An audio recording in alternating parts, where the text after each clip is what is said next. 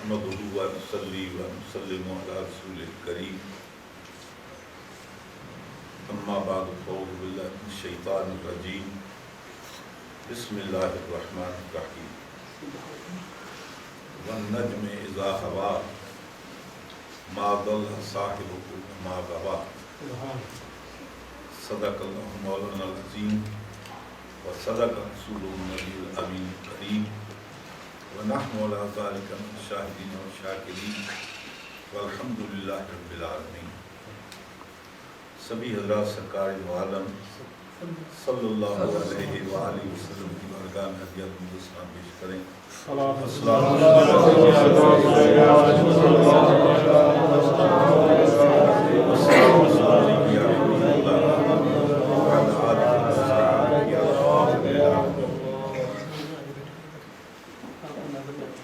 حضرات گرامی،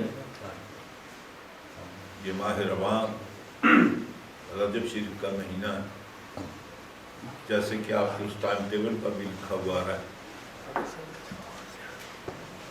اس ماہ رواں کی بہت ساری عظیم نسبتیں ہیں۔ اسی ماہ رواں کی 6 تاریخ کو خواجہ خواجگاں ہند الولی عطا الرسول اللہ کی نعمتوں میں سے ایک نعمت حضرت خواجہ سید معین الدین چشتی اجمیری رضی اللہ تعالیٰ عنہ کا 6 تاریخ کو وصال تھا، اور بحمد تعالیٰ مسلمان پر میں جمعرات کو یہاں پہنچا، کچھ گزارشات پیش کی ہیں، تفصیل کے ساتھ انشاءاللہ اتوار کو جمعہ پروگرام ہوگا، ڈیٹیل کے ساتھ انشاءاللہ گزارشات پیش کریں گے۔ پھر اسی ماہ رواں کی 13 تاریخ کو مولود کعبہ حضور مولا کائنات حضرت علی کرم اللہ وجہ الکریم کی ولادت بسعادت ہوئی ہے، اور اسی ماہ رواں کی 27 شب کو سرکار دو عالم صلی اللہ علیہ وسلم کو اللہ تعالیٰ نے اس بے پایہ نعمت سے کرم سے نوازا، اپنے حریم قدس سے بلا کر اپنی بے کیف زیارت سے سرکار کو مشرف فرمایا۔ ظاہر بات ہے کہ اتنے سارے عنوانات پر اس مختصر سی محفل میں گفتگو تو نہیں کی جا سکتی۔ آج جمعے کی نشست میں معراج کے عنوان پر کچھ منٹ میں نے گزارشات پیش کی تھیں۔ جہاں تک حضور کے معراج کا تعلق ہے، اس کا فلسفہ کیا ہے، اس کی حکمت کیا ہے، یہ واقعہ کیسے رونما ہوا، تاریخی طور پر کب ہوا، اور پھر اس واقعہ معراج سے ہمیں سبق کیا ملتا ہے، ہمارے عقائد پر کیا روشنی پڑتی ہے، یہ وہ جملہ تفصیلات ہیں کہ اس کے لیے بھی یہ چھوٹی سی نشست وسعت نہیں رکھتی۔ چند باتیں عرض کروں گا۔ پہلی یہ بات یاد رکھیں کہ سرکار کی سفر کے 3 مرحلے ہیں۔ ایک مرحلہ مسجد حرام سے لے کر مسجد اقصیٰ تک، جس کو صراحتاً قرآن میں بیان کیا گیا۔ اس مرحلے کا انکار کرنے سے بندہ کافر ہو جاتا ہے، اس لیے کہ وہ قرآن کا منکر ہے۔ ایک مرحلہ مسجد اقصیٰ سے لے کر بیت المعمور یا سدرۃ المنتہا تک، وہ احادیث مشہورہ سے ثابت ہے۔ احادیث کی کئی اقسام ہیں، حدیث متواتر ہوتی ہے، مشہور ہوتی ہے، خبر واحد ہوتی ہے، غریب ہوتی ہے، بہت ساری اقسام ہیں۔ اخبار مشہورہ سے یہ واقعہ معراج ثابت ہے۔ مسجد اقصیٰ سے لے کر سدرۃ المنتہا تک جو حضور کا سفر ہے، اس کا انکار کرنے والا گمراہ ہے، مبتدع ہے، بدعتی ہے۔ اس کے آگے کی منزل سدرۃ المنتہا سے اللہ تعالیٰ کی بارگاہ میں، وہ تفصیلات وہ ہیں کہ بحمد تعالیٰ تمام اہل سنت و جماعت کا اس بات پر اتفاق ہے کہ حضور کا یہ سفر معراج جسم و روح کے ساتھ ہوا، جاگتے ہوئے ہوا، اور آپ نے سر کی آنکھوں سے اللہ تبارک و تعالیٰ کی بے کیف زیارت سے حضور مشرف ہوئے۔ یہ 3 اس کے مراحل ہیں۔ مجھے جو گزارشات پیش کرنی وہ ذرا ہٹ کر ہے۔ کلام پاک میں خدا بند قدوس کا ارشاد ہوتا ہے کہ سبحان الذی اسریٰ بعبدہ لیلا من المسجد الحرام الی المسجد الاقصی۔ پاک ہے وہ ذات ہر عیب سے، ہر نقص سے، ہر کمزوری سے، جس نے اپنے مخصوص بندے کو سیر کرائی مسجد حرام سے مسجد اقصی تک، اور وہ مسجد اقصی کے جس کے اراؤنڈ، جس کے اردا گرد ہم نے برکتیں دے رکھی، بارکنا حولہ، کہ جس کے ماحول کو ہم نے برکتوں سے نواز رکھا۔ اور یہ حضور کا سفر معراج کیوں ہوا؟ لِنُرِيَهُ مِنْ آیَاتِنَا، تاکہ ہم اپنے حبیب کو اپنی نشانیاں دکھائیں، اپنی عظمتوں کا مشاہدہ کرائیں۔ اِنَّهُ هُوَ السَّمِيعُ الْبَصِيرُ، بے شک سرکار کی ذات سمیع بھی ہے اور بصیر بھی ہے۔ مطلب یہ ہے کہ جو ہم نے دکھایا وہ میرے محبوب نے دیکھا، جو ہم نے سنایا وہ میرے محبوب نے سنا۔ یا انہو کا مرجع اللہ کی ذات ہے، بے شک وہ اللہ کی ذات سمیع بھی ہے اور بصیر بھی ہے۔ یعنی اللہ نے اپنے محبوب کی جلوہ سامانیوں کو دیکھا بھی، اور سرکار نے جو گزارشات اللہ کی بارگاہ میں پیش کی اللہ نے ان کو سنا۔ یہ اللہ تعالیٰ کی وہ صفت ہے سمیع و بصیر جو اللہ کو بھی حاصل ہے۔ اللہ نے اپنے نبی کو بھی سمیع بصیر کہا، مجھے اور آپ کو بھی سمیع بصیر کہا۔ میں بھی سمیع ہوں، بصیر ہوں، آپ بھی سمیع و بصیر۔ یہ وہ خاص اللہ تعالیٰ کی صفات ہیں جو اس نے اپنے محبوب کو بھی عطا فرمائی اور اپنے محبوب کے غلاموں کو بھی عطا فرمائی۔ ارشاد خدا بندی ہوتا ہے حل عطا للانسان حین من الدہر لم یکن شیئا مذکورا۔ اللہ فرماتا ہے کیا انسان پر ایسا وقت نہیں گزرا، زمانے کا ایسا ٹائم نہیں گزرا، لم یکن شیئا مذکورا، نہ اس کا وجود تھا نہ اس کا ذکر تھا۔ پھر ہم نے کیا کیا؟ فرمایا کہ حل عطا للانسان حین من الدہر لم یکن شیئا مذکورا انا خلقنا الانسان من نطفۃ امشاج نبتلیہ فجعلناہ سمیعا بصیرا۔ ہم نے انسان کو اچھلتے ہوئے پاکیزہ قطرے سے پیدا کیا۔ ہمارے بعض لوگ ملا لوگوں کی یہ غلط فہمی ہے، اکثر و بیشتر جب ترجمہ کرتے ہیں تو یہ کہتے ہیں کہ اللہ تعالیٰ نے انسان کو ایک ناپاک قطرے سے پیدا کیا۔ بس جو اللہ کا خلیفہ ہے، اللہ کا نائب ہے، اور اللہ تعالیٰ فرماتا ہے الانسان سری، انسان میرا راز ہے، تو کیا اللہ تعالیٰ نے اپنے خلیفے کو، اپنے راز کو، جس کو اس نے اپنی معرفت پہچان کے لیے پیدا کیا، اللہ تعالیٰ اس کو پیدا کرنے کے لیے کوئی پاکیز مٹیریل نہیں ملا تھا؟ جس جرثومے سے انسان بنا، میں بنا، آپ بنے، وہ جرثومہ پاک تھا۔ بہرحال آگے اللہ تعالیٰ ارشاد فرماتا ہے فجعلناہ سمیعا بصیرا۔ پھر ہم نے انسان کو پیدا کرنے کے بعد کیا کیا؟ اس کو سمیع بھی بنایا اور بصیر بھی بنایا۔ دیکھنے کے لیے آنکھیں عطا فرمائی، سننے کے لیے کان عطا فرمائی۔ ثم ہدیناہ السبیل، پھر ہم نے اس کو راستہ دکھایا۔ نابینوں کو تو راستہ نہیں دکھایا جاتا۔ ثم ہدیناہ السبیل، پھر ہم نے اس کو راستہ بتایا، یہ راستہ میری طرف آتا ہے، اس راستے پر چلے گا تو میرے قریب ہوگا، اس راستے پر چلے گا تو مجھ سے دور ہوگا۔ یہ راستہ حق کا ہے، یہ راستہ باطل ہے۔ آگے اللہ تعالیٰ فرماتا ہے اما شاکرا و اما کفورا، ہم نے انسان کو اختیار دیا، یہ اس کی مرضی ہے، صحیح راستے پر چل کر میرا شکر گزار بنے یا میری نافرمانی کرتے ہوئے غلط راستے پر چلتے ہوئے وہ ناشکرا بنے اور جہنم کے عذاب کا مستحق بنے۔ پھر آگے اللہ تعالیٰ نے فرما دیا کہ اگر تم کفر کرو گے تو انا اعتدنا للکافرین سلاسل و اغلالا و سعیرا، پھر ہم نے نافرمانوں کے لیے طوق تیار کیے، یہ گلے میں ڈالنے والے، یہ جانوروں کے گلے میں نہیں ڈالتے ہیں، طوق ڈالتے ہیں۔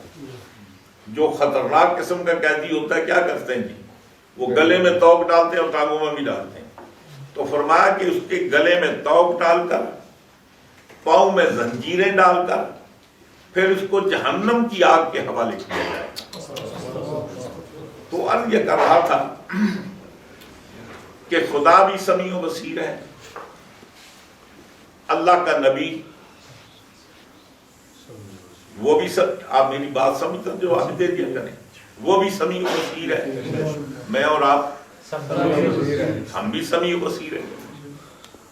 یہ اللہ تعالیٰ نے اپنی خاص صفات اپنے بندوں کو عطا فرمائی، بلکہ اس نے ڈھیر ساری صفات ہمیں دی ہیں، اور ویسے بھی کمال بندہ وہ ہے، بندے کا کمال یہ حضور فرماتے ہیں تخلقوا باخلاق اللہ، اگر تم کسی کی عادتیں اپنے اندر پیدا کرنا چاہتے ہو نا تو پھر خدا کی عادتیں پیدا کرو،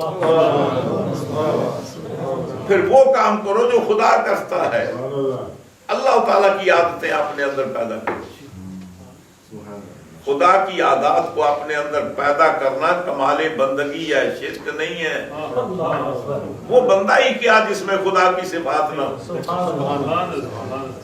ہر اللہ کی صفت بندے کے اندر شرک نہیں ہے، وہ مخصوص صفات ہیں جو اس کی ذات کے ساتھ خاص ہیں، اس کی صفات کے ساتھ خاص ہیں کہ وہ اسی کی صفات ہیں، اس کے افعال کے ساتھ خاص ہیں کہ وہ صرف اسی کا کام ہے، وہ چھوڑ کر اللہ تعالیٰ فرماتا ہے کہ بندے کا کمال یہ ہے اس کے اندر میری صفات ہوں۔ اچھا، کلام پاک میں اللہ تعالیٰ ارشاد فرماتا ہے کہ تم اگر کسی کی کاپی کرنا چاہتے ہو، کسی کے رنگ میں اپنے آپ کو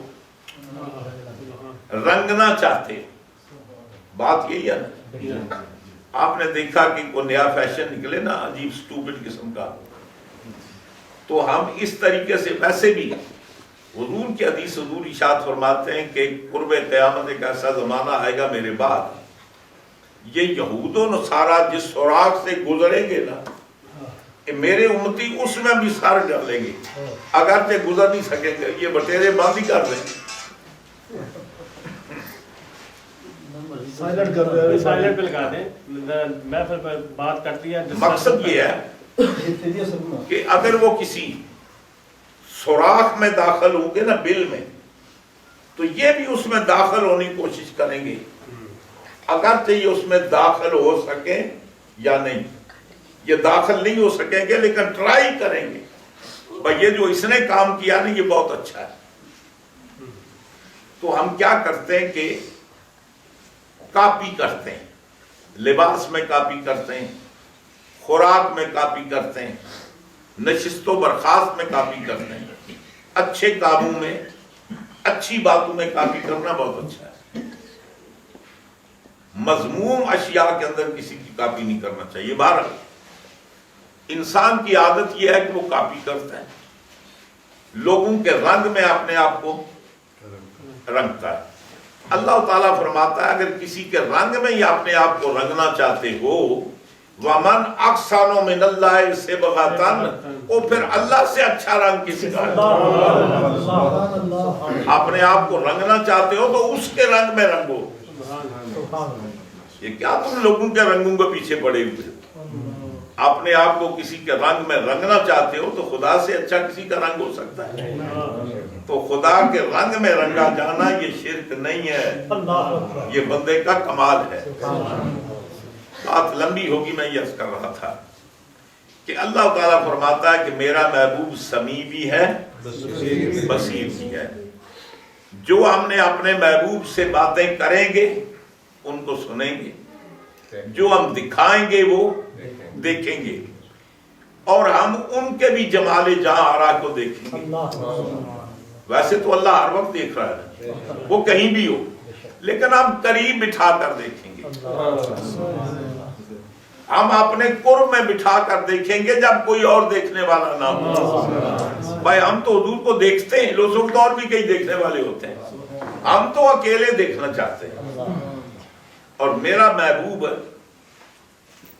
جو ہمیں سنانا چاہتا ہے، ہم سمیع بھی ہیں، اپنے محبوب کی باتوں کو سنیں گے، ان کے دکھڑے سنیں گے، ان کی درخواستیں سنیں گے، ان کی تمنائیں سنیں گے اور ان کو پورا کریں گے. یہ بات سمجھ گئے نا؟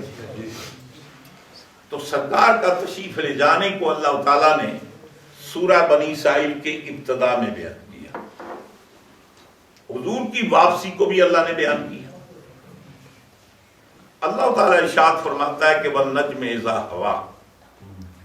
آپ کو پتہ ہے قرآن کی تفسیر، حضور ارشاد فرماتے ہیں من قال فی القرآن برائیہ فلیتبوأ مقعدہ من النار. جس آدمی نے قرآن کے اندر اپنی رائے کو دخل دیا نا، اس کو اپنا ٹھکانہ جہنم میں تیار سمجھنا چاہیے، ریڈی. من فسر القرآن برائیہ، جس نے قرآن کی تفسیر اپنی رائے سے پیش کی، فلیتبوأ مقعدہ من النار، تو اس کو بھی اپنا ٹھکانہ جہنم میں سمجھنا چاہیے. یہ قرآن کی تفسیر کرنے کے لیے اللہ نے اپنے محبوب کو بھیجا ہے. یہ آپ نتھو پھتو کو تفسیر کرنے کا حق نہیں ہے کہ جو چاہے کہتا پھرے. اللہ تعالیٰ فرماتا ہے کہ محبوب جب قرآن نازل ہوتا تو سرکار جلدی جلدی پڑھتے. خطرہ یہ تھا کہ کہیں بھول نہ جاؤ. اب ظاہر ہے کہ جلدی جلدی پڑھنے میں سٹرگل ہوتی ہے، بندے کو تکلیف ہوتی ہے. اللہ تعالیٰ فرماتا ہے چاہے وہ میرا ہی کلام کیوں نہ ہو، وہ پڑھتے ہوئے میں اپنے محبوب کو تکلیف میں نہیں دیکھنا چاہتا. اللہ فرماتا ہے محبوب بلا تحرک بہ لسانک لتعجل بہ. آپ یہ جلدی جلدی کیوں حرکت دیتے ہیں زبان کو؟ اس لیے نہ کہ بھول نہ جائے، آپ یاد کر لیں. اللہ تعالیٰ فرماتا ہے جب ہم نے نازل کیا تو بلانے کے لیے کیا. فرمایا انا علینا جمعہ و قرآن. یہ اس کو آپ کے سینے میں جمع کرنا بھول کیسے سکتے ہیں؟ یہ بھی ہماری ڈیوٹی ہے، اور اس قرآن کو پڑھا دینا یہ بھی ہماری ڈیوٹی ہے. اچھا تو تفسیر کون کرے گا؟ فرمایا ثم علینا بیانا، اور پھر اس کو بیان کرنا، اس کی ڈیٹیل تفسیر بیان کرنا یہ بھی ہماری ڈیوٹی ہے. تو دراصل قرآن بھی اللہ کی طرف سے ہے، بیان قرآن بھی اللہ کی طرف سے ہے. تو قرآن بیان کرنے کا حق کس کو ہے؟ اللہ کے نبی کو. اللہ تعالیٰ فرماتا ہے انا انزلنا علیک القرآن لتبین للناس. ہم نے قرآن اس لیے آپ پر نازل کیا کہ آپ لوگوں کو قرآن کا بیان کریں. قرآن اور ہے، بیان قرآن اور ہے. تفسیر میں اور مفسر میں فرق ہوتا ہے. تو فرمایا کہ محبوب اب کیوں فائزہ قرا نہ ہو فتبع قرآن. آپ یہ جلدی جلدی کیوں پڑھتے ہیں؟ جب ہم قرآن پڑھیں نا تو آپ بس سنتے جائیں، آپ اس کی اتباع کریں، آپ کو تکلیف کرنے کی ضرورت نہیں.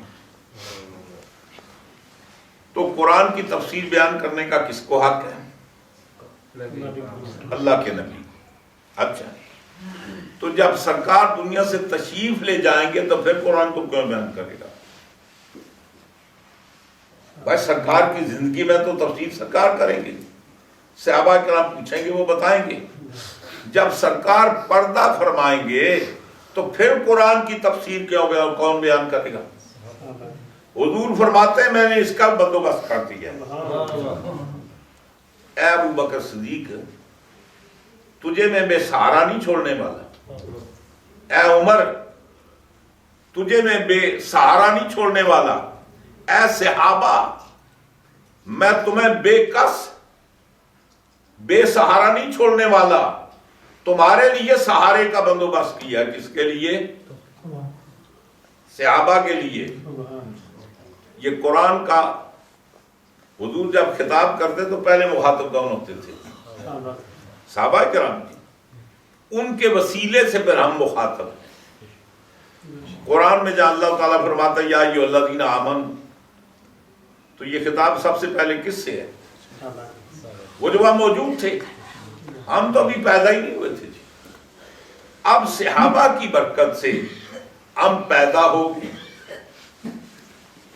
مسلمانوں کے گھر میں پیدا ہوئے، ہم نے کلمہ پڑھا، ایمان لائے، ہم بھی مومنوں کی لسٹ میں شامل ہو گئے۔ اب وہ خطاب ہمیں بھی ہے۔ اب جب اللہ تعالیٰ فرماتا ہے یا ایھا الذین آمنوا، تو وہ مجھے اور آپ کو بھی خطاب ہے۔ فرمایا کہ میں تمہیں بے سہارا نہیں چھوڑوں گا۔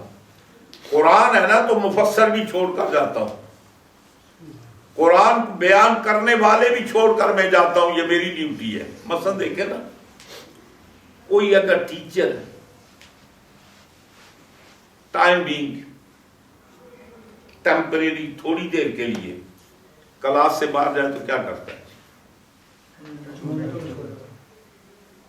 کسی اسٹوڈنٹ ٹیچر کو، اسٹوڈنٹ کو کہہ جاتا ہے کہ میرے آنے تک ذرا خیال رکھنا، تو فرمایا کہ میں تمہیں بے سہارا تو نہیں چھوڑ کر جا رہا، تمہارے لیے ٹیوٹر چھوڑ کر جاؤں گا، تمہیں پڑھانے والے چھوڑ کر جاؤں گا، تمہیں قرآن سکھانے والے چھوڑ کر جاؤں گا۔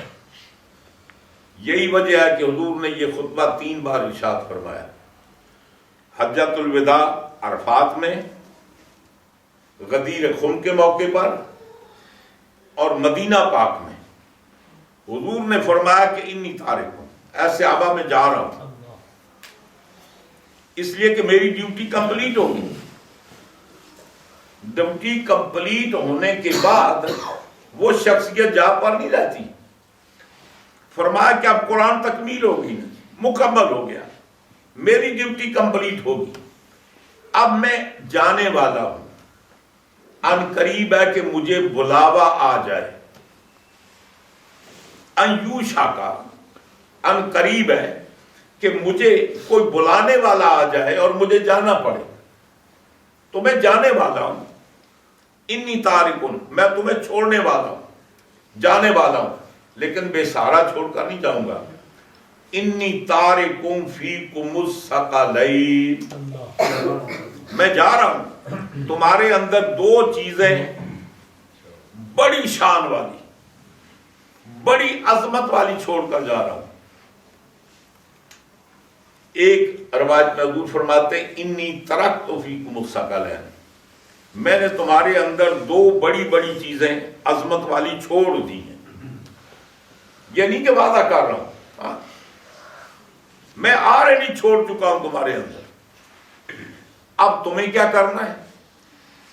فَإِن تَمَسَّكْتُمْ بِهِمَا، اگر تم ان دونوں کے ساتھ وابستہ رہے نا، لَن تَضِلُّوا بَعْدِي أَبَدًا، تو میرے بعد تم کبھی گمراہ نہیں ہو سکتے۔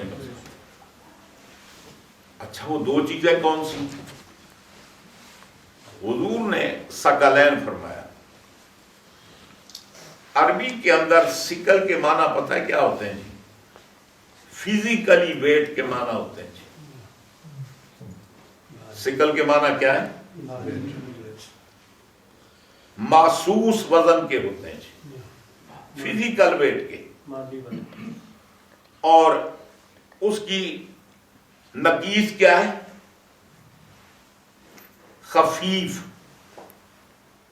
لائٹ ویٹ، ہلکا. مرتبے کے لحاظ سے بڑے کے لیے ثقیل کا لفظ نہیں یوز ہوتا جی. مرتبے کے لحاظ سے جو لفظ استعمال ہوتا ہے وہ عظیم، یعنی مرتبے سٹیٹس کے لیے جو بڑے مرتبے کے لیے لفظ یوز ہوتا ہے وہ کیا ہوتا ہے جی؟ عظیم. اور اس کے اپوزٹ چھوٹے کے لیے کیا ہوتا ہے؟ حقیر، کمینہ. حقیر کم پایا، کم مرتبہ. تو اب حضور کو یہ چیلنج فرمانا چاہیے تھا کہ انی ترکت فیکم العظیمین، دو بڑی مرتبے والی چیزیں میں تمہارے اندر چھوڑ کر جا رہا ہوں. یہ نہیں فرمایا، فرمایا ثقلین، بڑی وزنی بھاری چیزیں چھوڑ کر جا رہا ہوں. اچھا پتہ نہیں وہ خود پہاڑ جتنی چیزیں ہوں گی وہ کیا ہوگی. تو حضور نے فرمایا وہ کیا چیزیں ہیں؟ کتاب اللہ و عترت.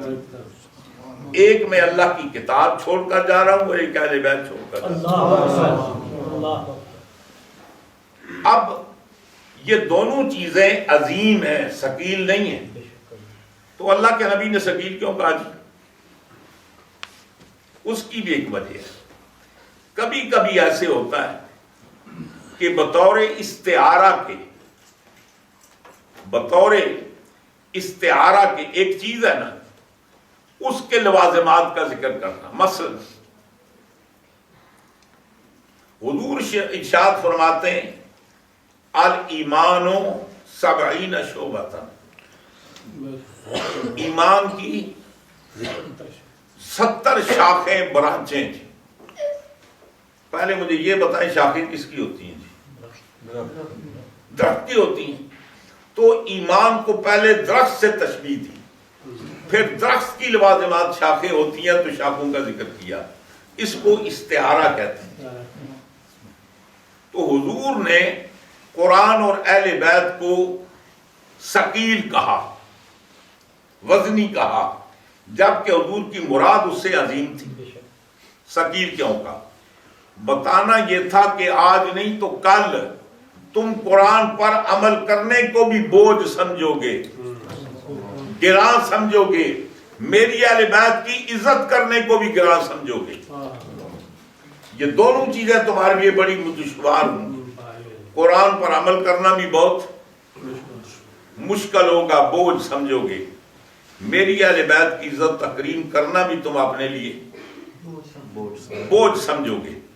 لیکن حضور فرماتے ہیں کہ ایک کتاب ہے حبل ممدود، وہ ایک لمبی رسی ہے، ایک اس کا سرا دست قدرت میں ہے اور ایک سرا تمہارے ہاتھ میں ہے. اور فرمایا کہ وہ اور میری اہل بیت میری ضروریت ہے. اذکرکم فی اہل بیتی، اذکرکم فی اہل بیتی، اذکرکم فی اہل بیتی. خاص طور پر میں تمہیں اپنی اہل بیت کے بارے میں نصیحت کرتا ہوں، اہل بیت کے بارے میں نصیحت کرتا ہوں، اہل بیت کے بارے میں نصیحت کرتا ہوں. اچھا اتنی بات کافی تھی. حضور نے فرمایا کہ یہ نہیں کہ نصیحت کی، قیامت کے دن پوچھوں گا انا اسالکم. یہ وہ سوال نہیں ہے جو صرف کرنے کو دے دیا ہے، اس کو چیک بھی کیا جائے گا. قیامت کے دن پوچھوں گا. کیا پوچھوں گے؟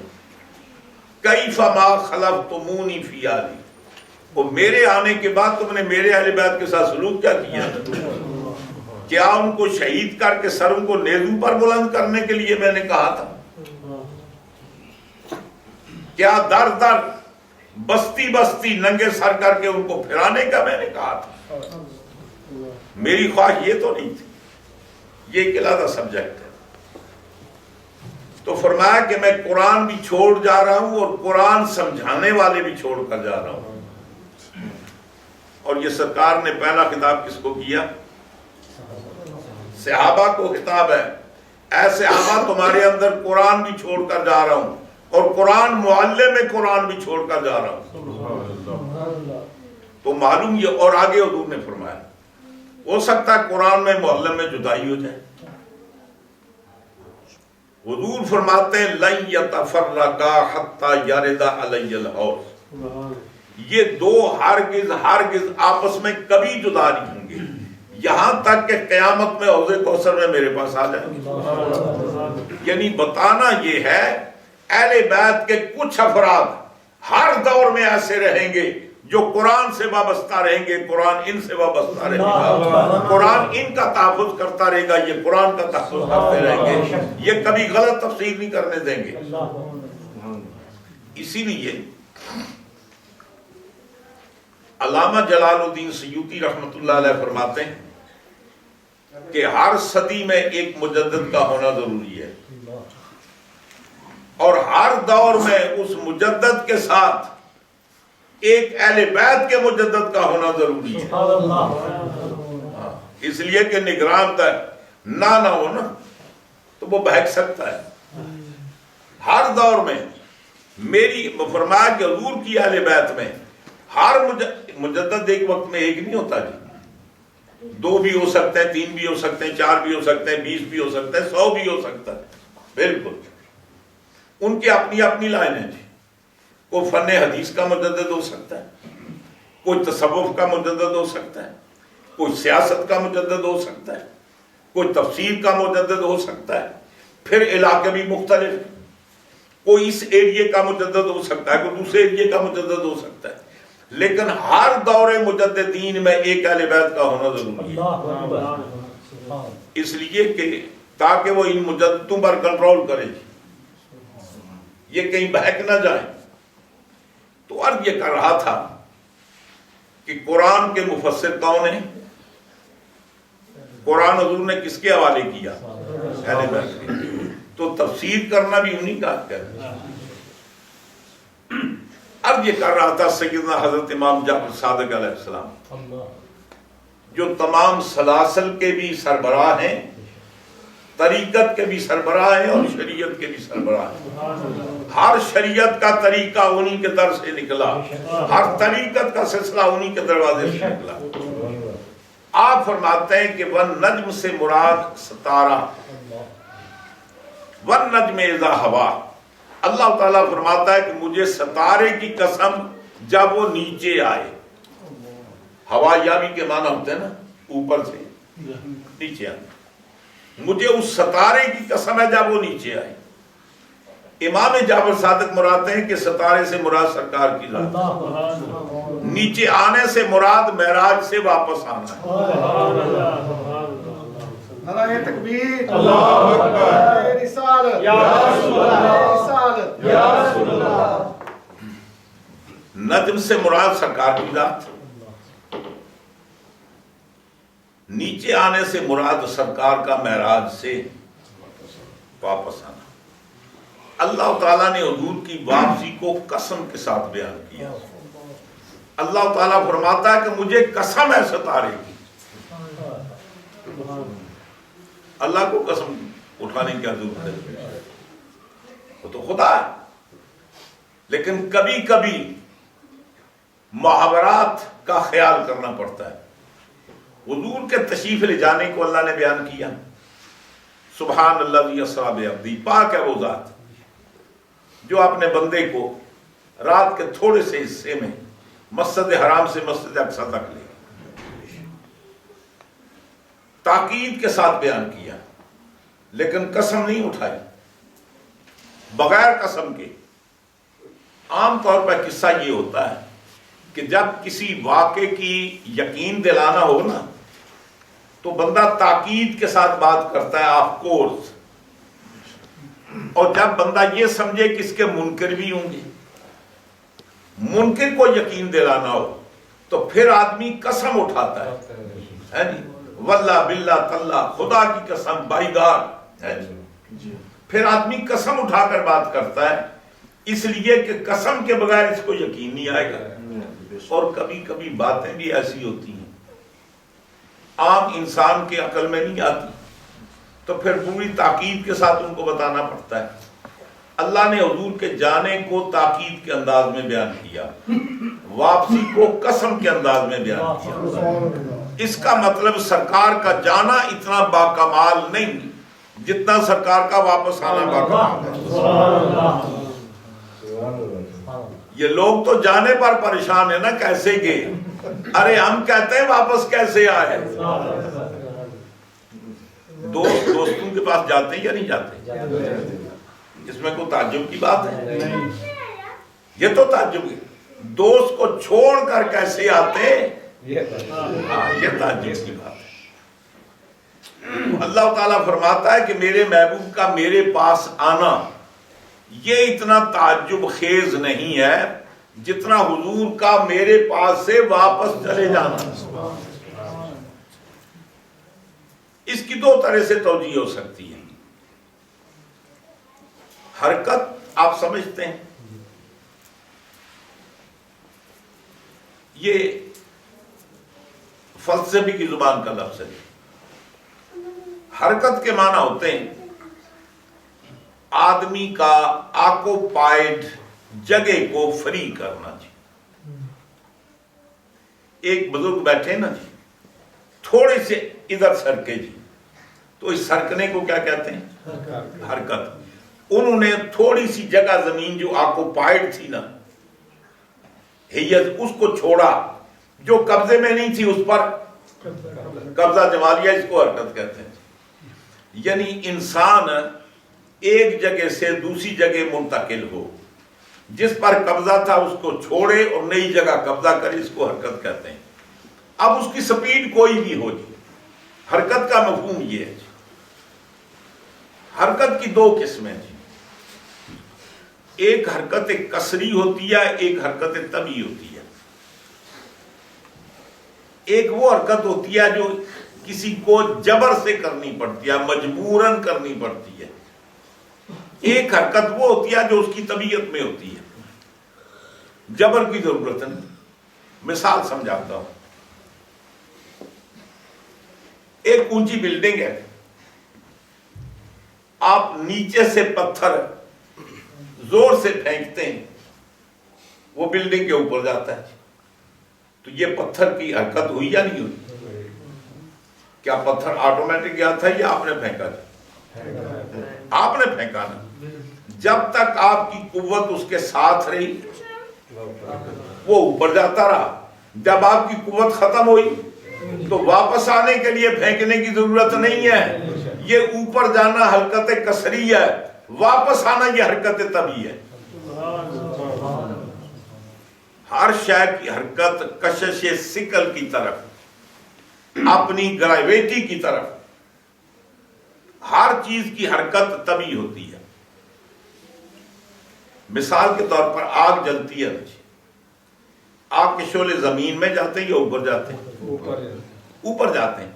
उसके लिए आपको कुटलाई करने की जरूरत नहीं। कभी आपने ये ज़रगर को देखा होगा, गोल्ड स्मिथ को। ये जब वो, आजकल पता नहीं यह सिस्टम क्या है, वो पुराने सोनारे जो होते थे, वो एक धूकनी रखी होती थी, वो मुंह में डालकर फूंकते तो वो शोला नीचे जाता, वो सोने को पिघलाने के लिए। जब तक हवा होती तो नीचे जाता, जब सांस लेते तो फिर ऊपर जाता। जनाब, मालूम ये हुआ कि आग की हरकत ऊपर, ये उसकी तबीयत में है। नीचे लाने के लिए आपको उसको मजबूर करना पड़ता है। अब सवाल ये है कि हुजूर की दो हरकतें जी, एक है हुजूर का ऊपर जाना, एक है हुजूर का नीचे आना। अब हमें डिफाइन करना है इन दोनों हरकतों में हरकत तभी कौन सी है और हरकत कसरी कौन सी है। छत के ऊपर से, बिल्डिंग से आप पत्थर को पकड़कर छोड़ दें, फेंके नहीं, तो पत्थर कहां आएगा? नीचे आएगा। ये अब नीचे क्यों आएगा जी, ऊपर क्यों नहीं जाता जी? इसलिए कि उसका मरकज नीचे है। और किसी शय का मरकज क्या होता है? जिससे वो बनता है। ये पत्थर का ताल्लुक आसमान से है, जमीन से है? उसका असल मरकज क्या? जमीन है ना। लकड़ी का मरकज जमीन, पत्थर का वो मरकज मिट्टी, जमीन।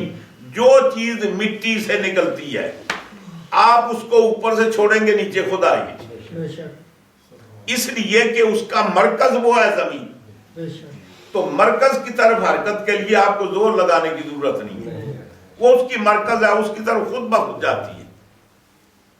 خلاف مرکز کے لیے آپ کو اس کو زور لگانا پڑتا ہے، طاقت خرچ کرنی پڑتی ہے، ٹھیک ہے۔ اس سے پتہ یہ چلا ہر شے کی حرکت اس کے مرکز کی طرف۔ یہ جو آگ ہے نا، قرہ نار کہاں جی؟ اوپر۔ اب آگ جب جلائیں گے تو چونکہ اس کی اصل قرہ نار ہے، اوپر جانے کے لیے آپ کو کوئی تکلیف کرنے کی ضرورت نہیں، شعلے خود اوپر جائیں گے۔ نیچے لانے کے لیے آپ کو کنٹرول کرنا پڑے گا۔ اس سے پتہ چلا کہ ہر شے کی حرکت اس کے مرکز کی طرف حرکت طبیعی ہوتی ہے، اس کی نیچر میں ہوتی ہے، اس کی فطرت میں ہوتی ہے، اور خلاف مرکز حرکت کسری ہوتی ہے جی۔ اب ہمیں یہ فائنڈ آؤٹ کرنا ہے حضور کی دو حرکتیں، اور دونوں کو قرآن نے بیان کیا۔ حضور کے تشریف لے جانے کو بھی اللہ نے بیان کیا، حضور کی واپسی کو بھی بیان کیا۔ جانے کو صرف سمپل تاکید سے بیان کیا، واپسی کو قسم سے بیان کیا۔ اس کا مطلب اللہ کے نزدیک حضور کا تشریف لے جانا اتنا باکمال نہیں جتنا واپس آنا۔ وہ آج تک تو ہم اس پر پریشان تھے کہ حضور گئے کیسے، یہ آج آپ نے ہمیں نئے مسئلے میں پھنسا دیا ہے۔ آپ کہتے ہیں جی واپس کیسے آئے، ابھی سمجھ آ جائے۔ اب ہمیں یہ دیکھنا ہے، سرکار کا مرکز معلوم کرنا ہے جی، سرکار کا مرکز معلوم کرنا ہے، سینٹر آف گریویٹی معلوم کرنا ہے کہ سرکار کا مرکز کیا ہے۔ جدھر مرکز ہے ادھر حرکت طبیعی ہے، جدھر مرکز نہیں ہے ادھر حرکت کسری ہے۔ اچھا، یہ پتھر کا مرکز زمین ہے نا، پتھر پہلے یا زمین پہلے؟ ہم یہ بلاک اینٹ بناتے ہیں، اینٹ کا وجود پہلے زمین کا پہلے؟ یہ درخت کی لکڑی اوپر سے پھینکے نیچے آ جاتی ہے، درخت کا وجود پہلے زمین کا پہلے؟ معلوم یہ ہوا کہ جس کا جو مرکز ہوتا ہے اس کا وجود پہلے ہونا ضروری ہے، اگر وہ پہلے نہیں ہے تو اس کا مرکز نہیں۔ یہ بات سمجھ گئے نا؟ اب ہم سرکار سے پوچھتے ہیں یا رسول اللہ ہم مشکل میں پھنس گئے، آپ یہ بتائیں کہ آپ کا مرکز کیا ہے، آپ یہ بتائیں۔ سرکار ارشاد فرماتے ہیں کہ جس وقت میں پیدا ہوا نا، اللہ نے مجھے پیدا کیا، وَلَمْ يَكُنْ فِي ذَلِكَ الْوَقْتِ، جب میں پیدا اس وقت اَرْضٌ وَلَا سَمَاءٌ، میری پیدائش سے پہلے نہ زمین تھی نہ آسمان، لا شمس ولا قمر، نہ چاند تھا نہ سورج تھا، لا جنت ولا نار، نہ جنت تھی نہ دوزخ تھی، نہ زمین تھی نہ آسمان، کچھ بھی نہیں تھا۔ تو معلوم یہ ہوا کہ یہ ہمیں جو کائنات نظر آتی ہے اس ساری کائنات سے پہلے کون ہے؟ سرکار۔ زمین تو سرکار کا مرکز نہیں ہو سکتی، سرکار تھے زمین نہیں تھی۔ آسمان سرکار کا مرکز نہیں ہو سکتا کہ سرکار تھے آسمان نہیں تھا۔ چاند سورج سرکار کا مرکز نہیں ہو سکتے کہ سرکار تھے چاند سورج نہیں تھے۔ جنت وغیرہ حضور کا مرکز نہیں ہو سکتی کہ سرکار تھے جنت۔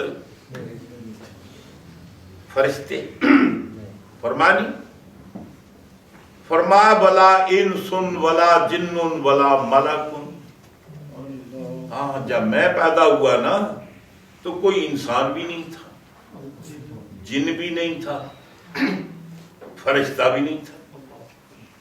تو اب یہ جو پوری کائنات ہے، موجودات ہیں، ان سب سے پہلے سرکار موجود ہے، تو ان میں کوئی بھی سرکار کا مرکز نہیں ہو سکتا۔ اب سرکار سے پہلے کیا تھا؟ وہ صرف اللہ کی ذات تھی، تو سرکار کا مرکز کون ہے؟ اللہ کی ذات۔ سرکار کا مرکز اللہ کی ذات ہے۔ اور ایک اور بات بتا دوں، اللہ تعالیٰ سرکار کا مادہ نہیں ہے، سرکار کا مٹیریل نہیں ہے۔ وہ اللہ کسی مادے کا نام نہیں، کسی مٹیریل کا نام نہیں ہے۔ اللہ تبارک تعالیٰ کی ذات وہ ہے، اے برتر از قیاس و خیال و گمان و وہم، اے اللہ تیری ذات وہ ہے، تو ہمارے قیاس سے بھی ماورا ہے، تو ہمارے گمان سے بھی ماورا ہے، تو ہمارے وام سے بھی ہمارا وام بھی وہاں نہیں پہنچ سکتا، ہماری عقل نہیں پہنچ سکتی۔ پھر ہم جو تیرے بارے میں ہم نے باتیں کی، یہ کہاں سے لائے؟ وضاحت گفتہ ہیں، شنیدہ ہے، مخاطہ ہے۔ جو تیرے بارے میں ہم نے تقریریں کی ہیں، باتیں کی ہیں، وہ یا تو تیری کتاب قرآن میں پڑھا ہے یا تیرے نبی سے سنا۔ ہماری کوئی ذاتی معلومات تیرے بارے میں نہیں، وہ ہماری اپروچ نہیں۔ اب دیکھیں نا، ایک لیٹر کا برتن ہو، اس میں 100 لیٹر آ سکتا ہے؟ تو یہ قصور 100 لیٹر کا یا اس 1 لیٹر کی باٹل کا ہے؟ نہیں، لیٹر کا قصور نہیں، یہ باٹل کا قصور ہے، اس لیے کہ اس کے اندر گنجائش ہی نہیں ہے۔ اس کو لینا تو گنجائش پیدا کر۔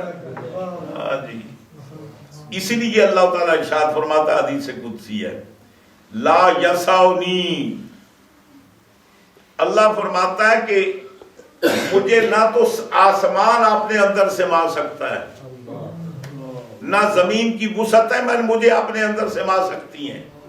وہ زمین جب سمائے نا کہ زمین مجھ سے بڑی ہو، آسمان جب مجھے اپنے اندر سمائے کہ آسمان مجھ سے۔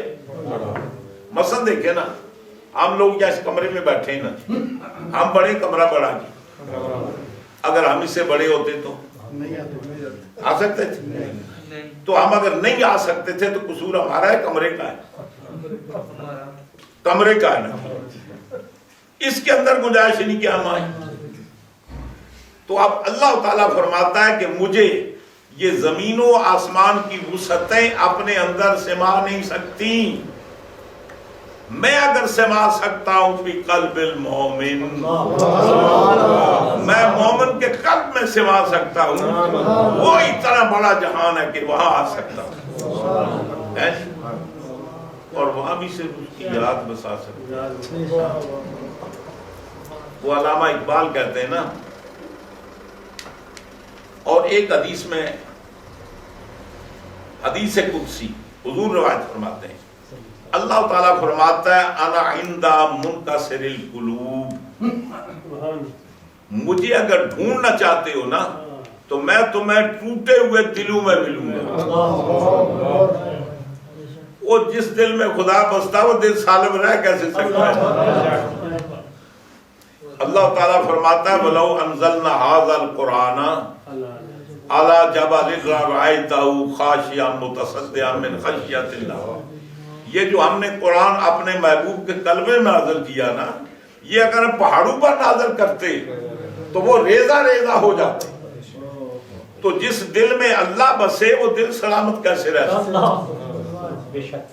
وہ دل ٹوٹ جاتے ہیں۔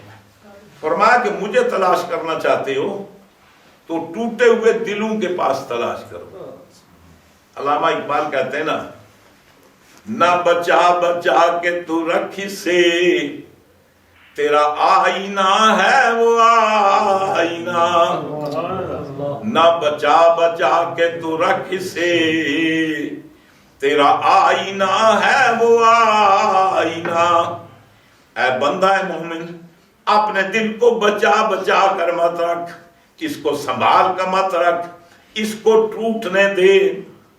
نہ بچا بچا کے تو رکھ اسے، تیرا آئینہ ہے وہ آئینہ، کہ شکستہ ہو تو عزیز تر ہے نگاہ آئینہ ساز میں۔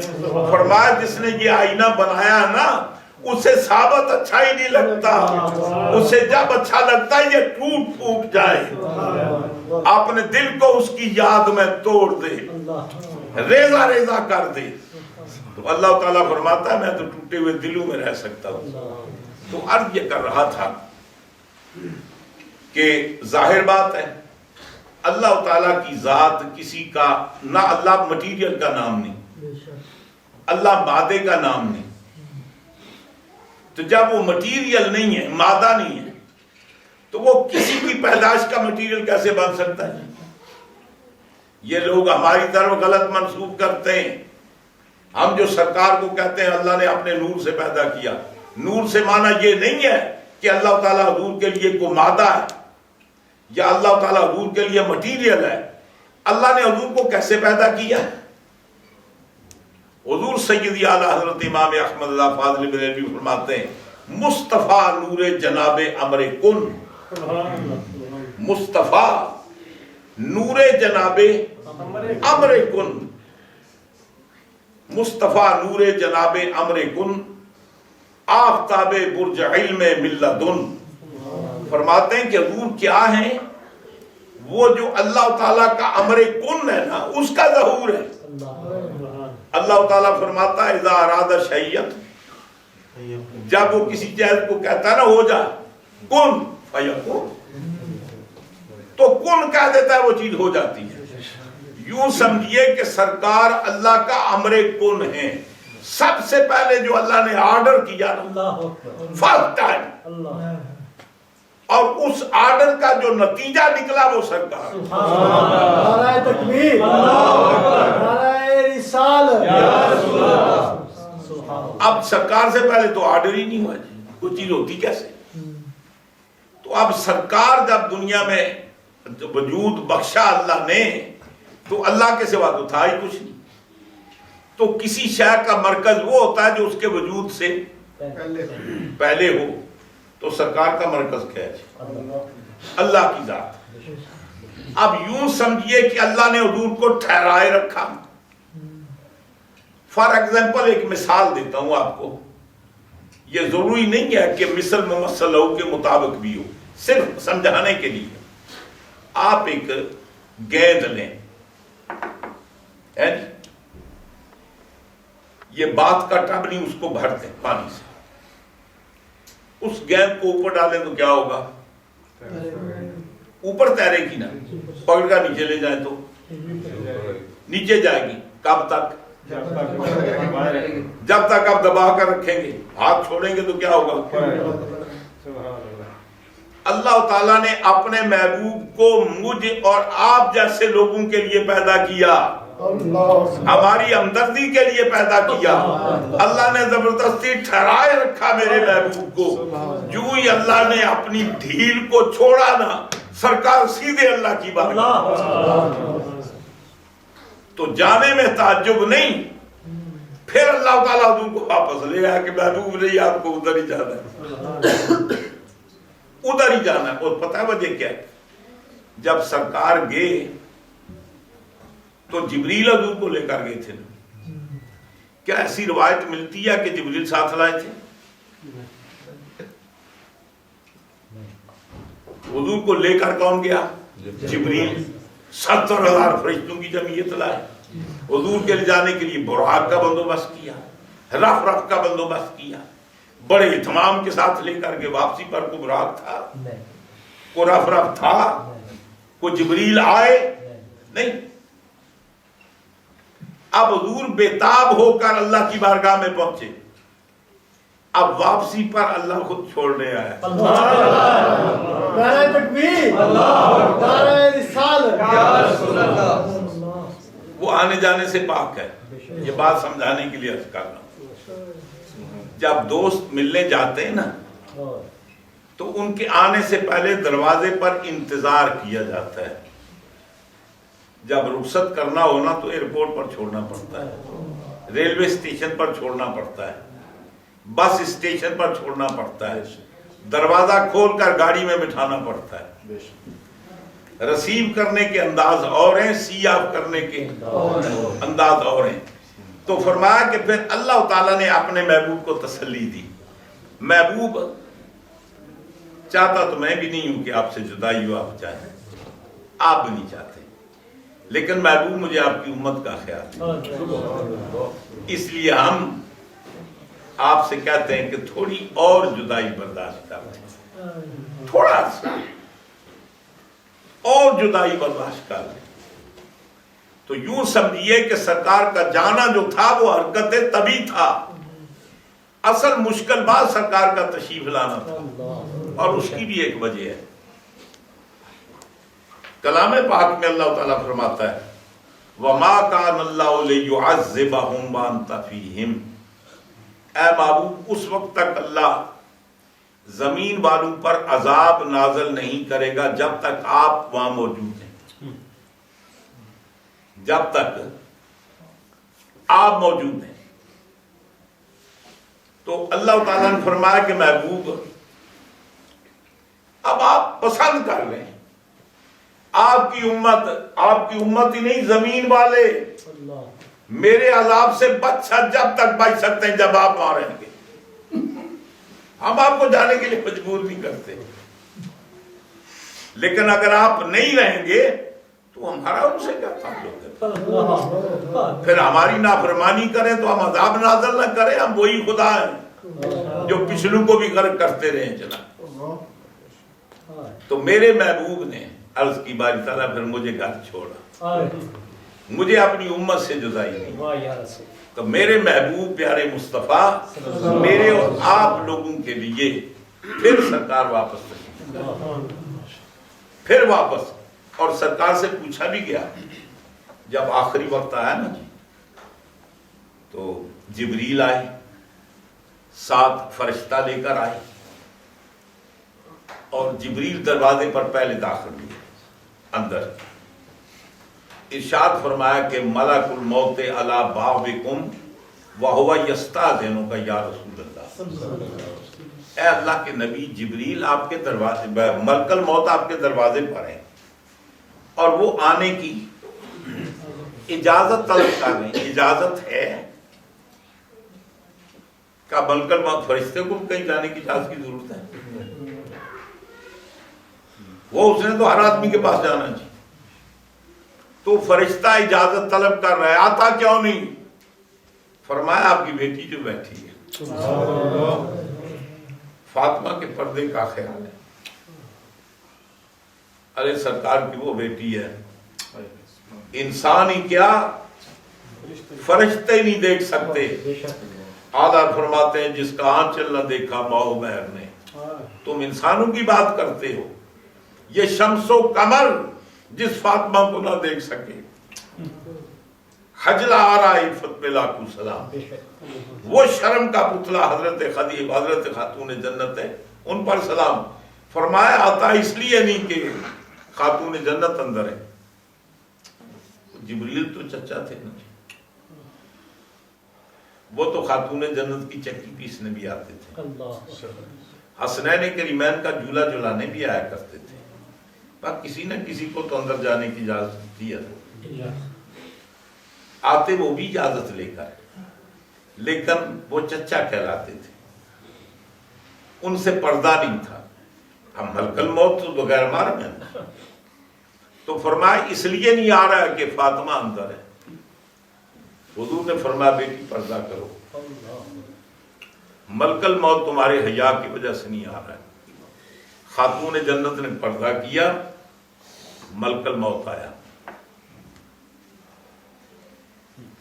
ملک الموت کہتا ہے یا رسول اللہ ان اللہ امرنی ان اتیاک، اللہ نے مجھے جب بھیجا تو آرڈر دے کر بھیجا کہ میں آپ کی بات مانوں، مرضی ہو تو اپنا کام کروں، مرضی نہ ہو تو واپس چلا جاؤں۔ میرے مصطفیٰ فرماتے ہیں جلدی کر، میں تو بےتاب ہوں اپنے محبوب کی زیارت، بےتاب ہوں۔ جب ملک الموت نے اپنا کام کیا، سرکار سے پوچھا گیا یا رسول اللہ اس کے بعد کہاں رہنا پسند کریں گے؟ اللہ فرماتا ہے کہ اگر آپ چاہیں تو آپ کو عرش پر بلا لیں، آپ کا مزار یہاں نہ ہو، کہاں ہو؟ عرش پر۔ اگر آپ چاہیں تو آپ کو جنت میں بلا لیں، وہاں عیسیٰ علیہ السلام آسمان پر جا سکتے ہیں تو میرے مصطفیٰ نہیں جا سکتے؟ فرمایا چاہیں تو جنت میں. سرکار نے فرمایا کہ باری تعالیٰ تو مالک ہے جو حکم فرمائے، اگر مجھے بولنے کا حق ہو تو عرض کرو. فرمایا محبوب بولیے. فرمایا کہ مولا پھر میری مرضی ہے مجھے امت میں رہنے.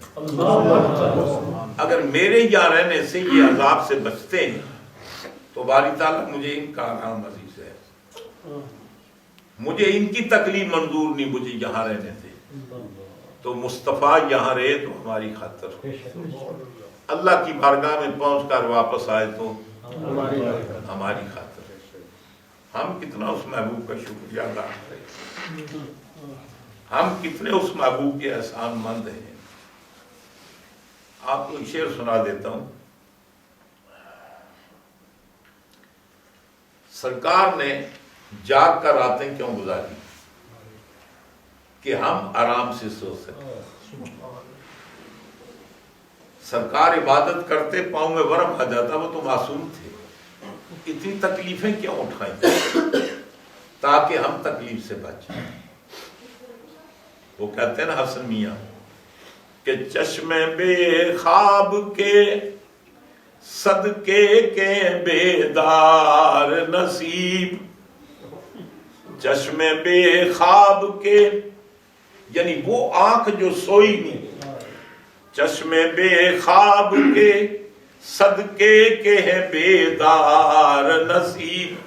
فرماتے ہیں اس جاگنے والی آنکھ کے صدقے آج ہمارا مقدر جاگ رہا ہے، آج ہمارے نصیب جاگ رہے ہیں. آپ جاگے تو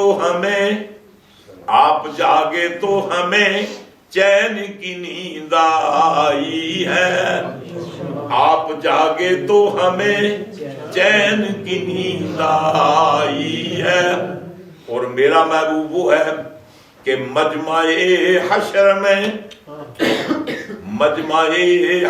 میں گھبرائی ہوئی پھرتی ہے. مجمع حشر میں گھبرائی ہوئی پھرتی ہے. ڈھونڈنے نکلی ہے مجرم کو شفاعت تیری. ڈھونڈنے نکلی ہے مجرم کو شفاعت تیری. تو قصہ یہ ہے سرکار ہماری خاطر تشریف لائے، ورنہ محبوب کے پاس پہنچ کر کون آتا ہے. یہ ہماری خوش قسمتی ہے کہ ہماری خاطر سرکار واپس تشریف لائے. یا ایک اور بات بھی عرض کر دوں، ختم کرتا ہوں.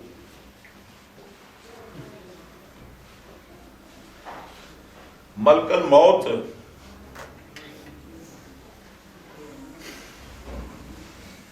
خاتون جنت کی موجودگی میں اندر کیوں نہیں آیا؟ سیدہ کائنات کی موجودگی میں اندر کیوں نہیں آیا؟ اب ان گفتگو سے کیا سمجھنا ہے؟ خاتون جنت کے پردے کی وجہ سے. تو جس کا پردہ رہ ہی نہ سکتا اسے پردے کا مطلب کیا جی؟ وہ ایک دن تو اس نے آنا تھا جی، اس نے روح قبض کرنی تھی. جس سے پردہ رہ نہیں سکتا اسے پردہ کیسا؟ معلوم یہ ہوتا ہے کہ پھر روح بھی اس نے قبض اگر اس نے روح قبض کرنی ہوتی تو پردہ نہ ہوتا. اچھا پھر روح کس نے قبض کی؟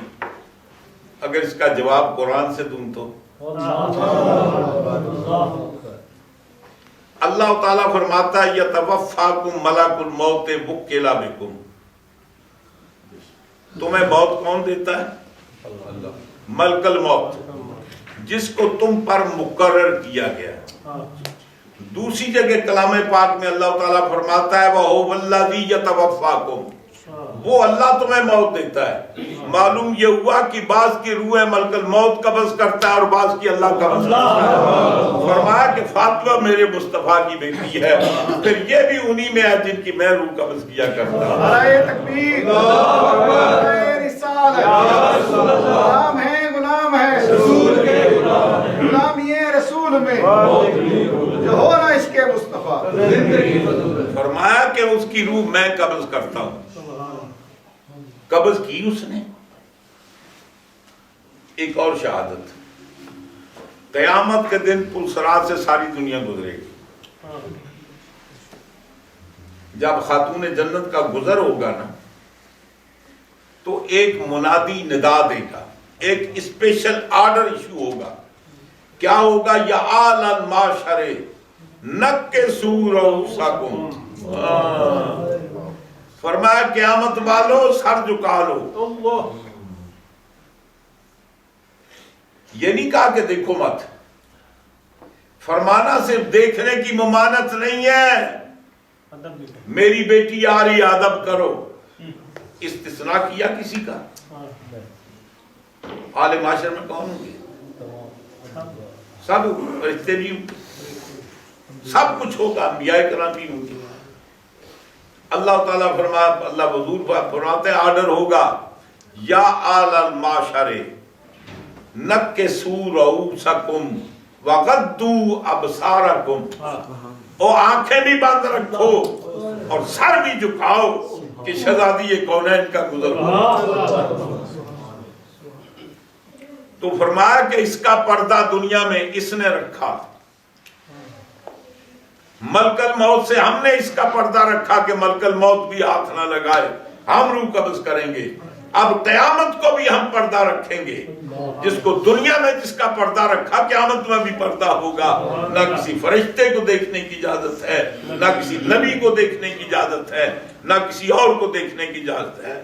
بیٹے دیکھ سکتے ہیں, باقی سب کے لیے آرڈر یہ ہے. تو عرض یہ کر رہا تھا کہ میرے مصطفیٰ یہ کیوں واپس آئے, میرے لیے اور آپ کے لیے.